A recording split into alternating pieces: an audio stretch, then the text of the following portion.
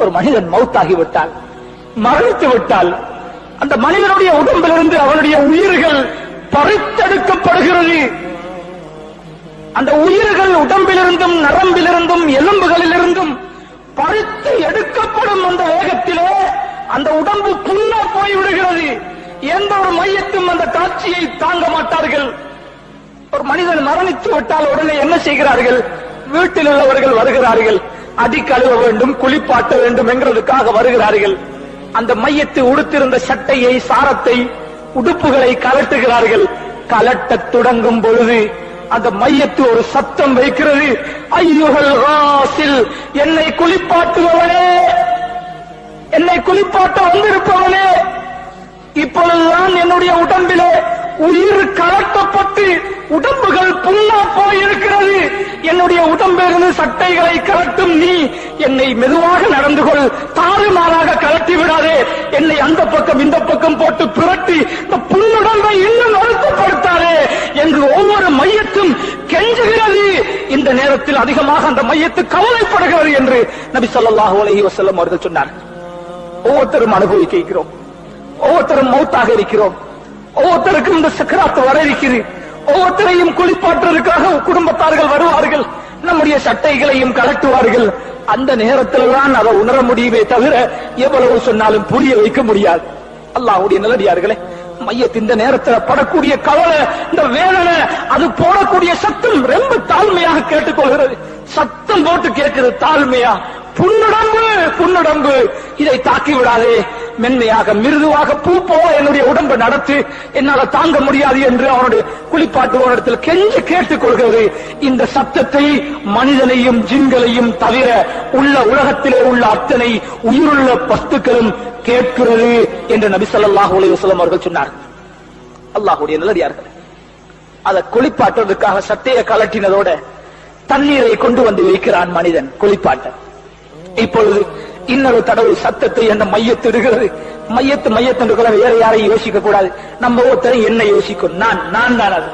நான் மரணிக்கும் பொழுது நான் இப்படி சத்தம் விடுவேனே, இப்படி ஒரு நிலைமை எனக்கு உருவாகுமே என்று நினைச்சா இன்னும் லேசாக இருக்கும். அல்லாஹ்வுடைய நல்லடியார்களே, அந்த மையத்து இரண்டாவது கத்துகிறது.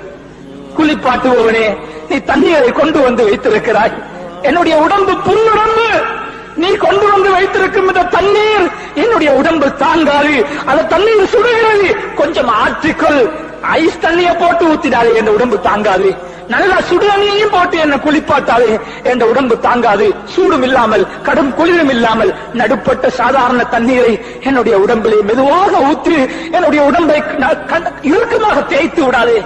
உயிரோடு இருக்கும் பொழுது என் உடம்பை தேய்க்கிற மாதிரி நான் மௌத்தாகிட்டேன் என்ன அப்படி தேய்க்காது. இது கத்துகிறது.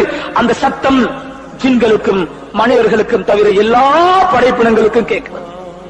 நம்ம வீட்டுல ஒரு பூனை இருந்தா அந்த பூனைக்கும் கேட்கும். அல்லாஹ்வுடைய நல்லடியார்கள், எல்லா மிருகங்களும் கேட்கிறது, எல்லா உயிரினங்களும் கேட்கிறது. பிறகு இந்த மனிதனை குளிப்பாட்டி விட்டு கஃனிட தொடங்கும் பொழுது இந்த மையத்தை சொல்லுகிறது, கஃனிடுவதற்காக என்னை கொஞ்சம் தூக்குவீர்கள், கவனமாக என்னை தூக்குங்கள், என்னை கண்டவோடு என்னை புலங்காதீர்கள், கண்டவோடு என்னை பிறட்டாதீர்கள், ஏற்கனவே வருத்தத்தில் நொந்து போயிருக்கிறேன், என்னை கவனமாக மிருதுவாக கண்ணியமாக நடத்துங்கள் என்று கெஞ்சி கெஞ்சி கேட்டுக் கொள்கிறது. அதனாலதான் குளிப்பாற்ற நேரமும் குடும்பத்தில் உள்ளவங்க அந்த இடத்துல இருக்கணும். குடும்பத்தில் உள்ளவங்க மையத்துடைய வேலைகளை செய்யணும், ரொம்ப கண்ணியமாக நடந்து கொள்வாங்க. புறத்தி மனுஷனுக்கு இதெல்லாம் விளங்காது. அவருடைய வேலையை முடிக்க அவர் அவசரமா செயல்படுவார். அது மையத்துக்கு வருத்தமாகவும் அமையலாம்.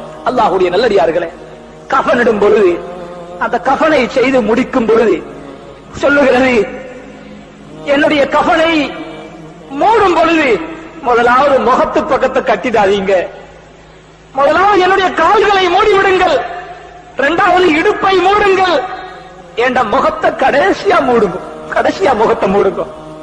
என் குடும்பத்தை நான் ஒருக்க பார்க்கணும். இதுக்கு பிறகு இவங்களை பார்க்க முடியாது. இனிமேல் நான் இந்த முகங்களை பார்க்க உலகத்துக்கு மீண்டும் வர மாட்டேன். கடைசியாக என்னுடைய வீட்டிலிருந்து நான் அல்லாஹ்வை சந்திப்பதற்காக செல்லுகிறேன், கபருக்கு செல்லுகிறேன். என் முகத்தை கடைசியா மூடுங்க, கொஞ்சம் என் பிள்ளைகளை பார்க்கணும், வந்திருக்கிற சொந்தக்காரர்களை பார்க்கணும் என்று அந்த மையத்து ரொம்ப பணிவாக சத்தமிட்டு அங்க இருக்கிறவங்கள்ட்ட கேட்டுக்கொள்வதாக நபி ஸல்லல்லாஹு அலைஹி வஸல்லம் அவர்கள் சொன்னார்.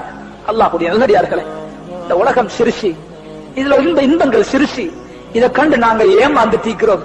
ஒரு பெரிய வாழ்க்கை எங்களுக்கு பின்னாலே, மௌத்துக்கு பின்னாலே ஒரு நீண்ட ஹதீஸ், ஒரு சில விஷயங்களை ஞாபகத்திலே வைத்து. ஆகவே அல்லாஹ்வுடைய நல்லடியார்களே, இரவில் தூங்குகிறோம், அன்புள்ள மனைவி பக்கத்திலே தூங்குகிறாள். காலையில் இவளை சந்திக்கலாம் என்கிறதுக்கு என்ன உத்தரவாதம்? என்ற பிள்ளைகள் பக்கத்தில் இருக்கிறார், நான் இல்லாம இயலாது என்று சொல்லிக் கொண்டிருக்கிறோம். அடுத்த நிமிடம் எனக்கு மரணம் வந்து விட்டால் என் பிள்ளைகளுடைய செய்தி என்ன? என் தாய் தகப்பன் செய்தி என்ன? என்னை பெற்றவர்கள் இப்பொழுது கபரில் இருக்கிறார்கள், கூட பிறந்தவர்கள் கபரில் இருக்கிறார்கள். இந்த நிமிடம் என்று வெள்ளிக்கிழமை இந்த நேரத்தில் அவர்களுடைய கபரிலே அவர்களுக்கு என்ன நடந்து கொண்டிருக்கிறது? என்ன நடக்கிறது? சிந்தித்து பாருங்கள் சகோதரர்கள், என்ன நடக்கிறது? சொர்க்கத்தில் இருக்கிறார்களா? நரக படுகொலையில் இருக்கிறார்களா? அவர்களுடைய நன்மையின் காரணமாக கபரில் இருந்து உயர்த்தப்பட்டு சுவர்க்கத்துக்கு சென்று விட்டார்களா? அல்லது அவர்களுடைய பாவத்தின் காரணமாக அந்த இருட்டறையிலே நொறுக்கப்பட்டு அல்லாஹ்வுடைய தண்டனைக்கு உட்பட்டு விட்டார்களா? யாருக்கு தெரியும்? இதே நிலைதான் நமக்கும் வரப்போகிறது. ஆகவே உலகத்துல எங்க போனாலும், எந்த நாட்டுக்கு போனாலும் மௌத்த மறந்து மட்டும் வாழக்கூடாது. மௌத்த அடிக்கடி நினைக்கிறது அமல் செய்யறதுக்கு லேசி, தொழுகிறதுக்கு லேசி, ஜிக்ர் செய்யறது லேசி.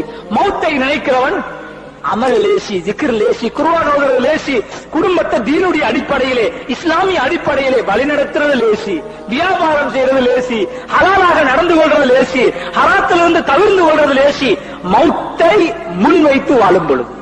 ஆகவே எல்லாரும் அடையவருக்கும் அந்த மரணத்தை அல்லாஹ் நம் அத்தனை பேருக்கும் சாந்தியானதாக, ஈடற்றம் மிக்கதாக ஆக்கி அருள்வானாக.